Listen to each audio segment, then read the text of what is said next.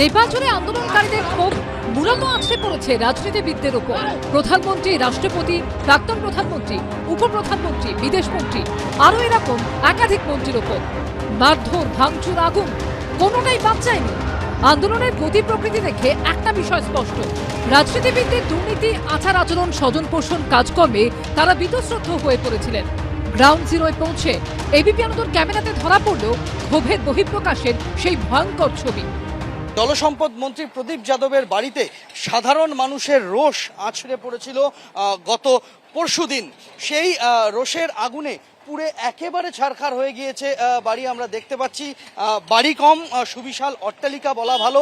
সেই সুবিশাল অট্টালিকা কিন্তু একেবারে ভেঙে চুরে ঘরের থেকে সরঞ্জাম বের করে স্থানীয় মানুষজন এবং যারা যারা সাধারণ জনতা যারা বিক্ষুব্ধ তারা আগুন লাগিয়ে দেয়।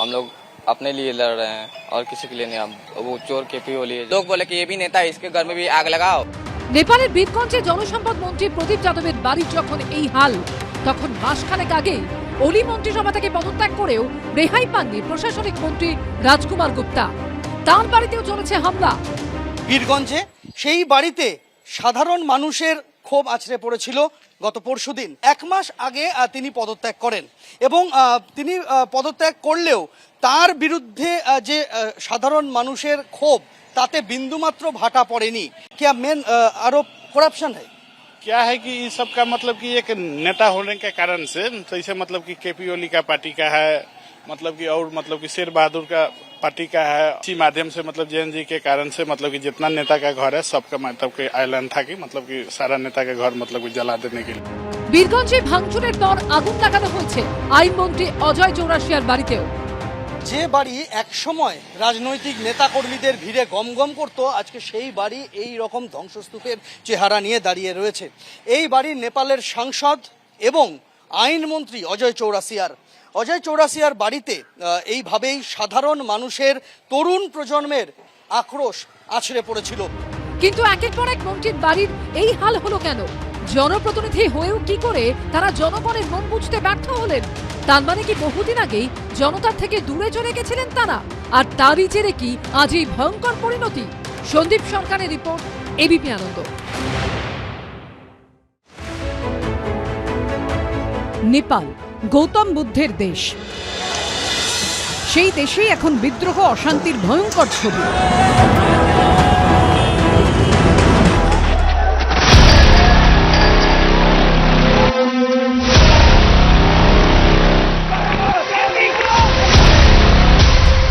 নেপাল ভারতের পাশের দেশ, যে সীমান্ত আবার পুরোটাই খোলা, পাসপোর্ট ছাড়াই এপার ওপার করা যায়।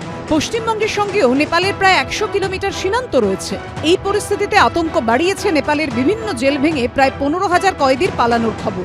এরই মধ্যে গা ঢাকা দিতে নেপাল ছেড়ে ভারতে ঢোকার সময় 60 জন কয়েদিকে সীমান্তে পাকড়াও করেছে এসএসবি। জেল ভেঙে পালিয়েছিল বেশ কয়েকজন কয়েদি।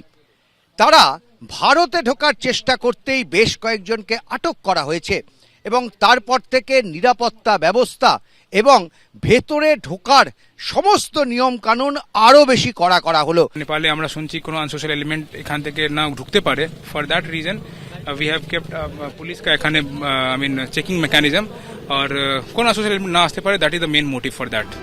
এভারেস্টের দেশ নেপালে যে দুর্নীতির এভারেস্ট তৈরি হয়েছিল তা চুরমার হয়ে গেছে গণবিদ্রোহে। দুর্নীতিতে অভিযুক্ত একাধিক মন্ত্রী থেকে মেয়রের বাড়ি এবং অফিস পুড়িয়ে ছাই করে দিয়েছে বিক্ষোভকারীরা। সেই ভয়াবহ ছবি ধরা পড়েছে এবিপি আনন্দর ক্যামেরায়। নেপালের প্রাক্তন জেনারেল অ্যাডমিনিস্ট্রেশন মন্ত্রী রাজকুমার গুপ্তার ঘর, তার বাড়িতে এইভাবেই স্থানীয় মানুষের ক্ষোভ আছড়ে পড়েছিল। আমরা দেখতে পাচ্ছি সুবিশাল অট্টালিকা, সেই সুবিশাল অট্টালিকার এটা সামনের দিকের অংশে তার এখানে ড্রয়িং রুম ছিল এবং তার পাশেই এখানে প্রশাসনিক কাজকর্ম করার জন্য একটি ঘর ছিল।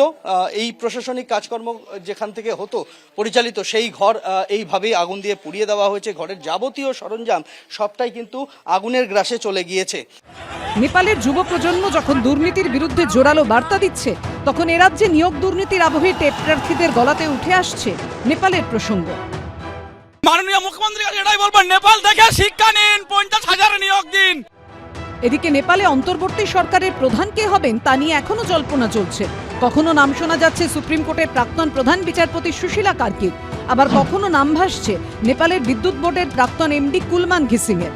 নাম নিয়ে মতভেদের মধ্যেই সূত্রের খবর অন্তর্বর্তী প্রধানমন্ত্রী বাছাই করার জন্য নেপাল সেনাবাহিনী, আন্দোলনকারী ও রাষ্ট্রপতি ভবনের মধ্যে আলোচনা চলছে। সূত্রের খবর এক্ষেত্রে রেসে অনেকটাই এগিয়ে রয়েছেন নেপাল সুপ্রিম কোর্টের অবসরপ্রাপ্ত প্রধান বিচারপতি সুশীলা কার্কি। সন্দীপ সরকার ও উজ্জ্বল মুখোপাধ্যায়ের রিপোর্ট, এবিপি আনন্দ।